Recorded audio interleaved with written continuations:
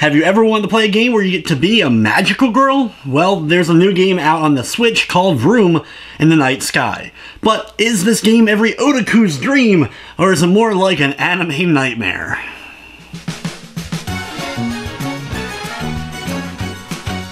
Vroom in the Night Sky is an early contender for the worst game on the Nintendo Switch. Due to its lack of content and overall monotony of gameplay, Vroom in the Night Sky really provides zero fun whatsoever. Vroom in the Night Sky has you playing as a magical girl, with your goal being to fly through the night sky collecting magical dust and then flying through rings.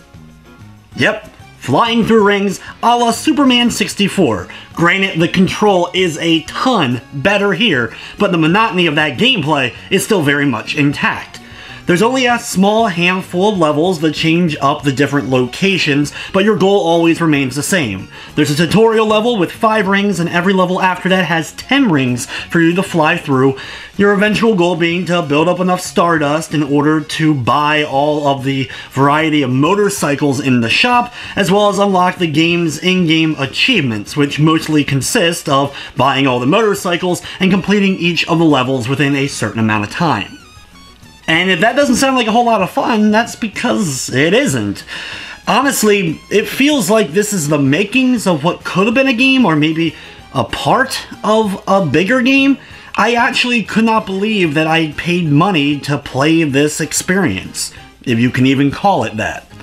There is a rival that comes up while you're doing the levels that will try to prevent you from completing your goal and stealing your stardust, but honestly I was able to outrun her every single time. She never really got close to me unless I intentionally went after her.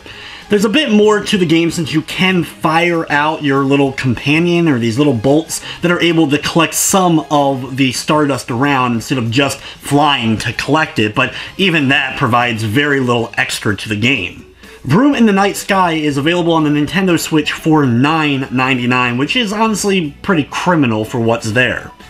Overall, I was optimistic going into the game. The fact you got to play as a magical girl seemed like an interesting premise that could have been fun, but what I got was barely a tech demo that ended up costing me $9.99. There's other stuff on the Switch's eShop now that is much more worth your time and money than this one. I would avoid at all costs, and I'm going to be giving Vroom in the Night Sky a 1 out of 10. But anyway guys, that's going to wrap up this review. I'd like to thank you for watching, and of course, I hope you enjoyed.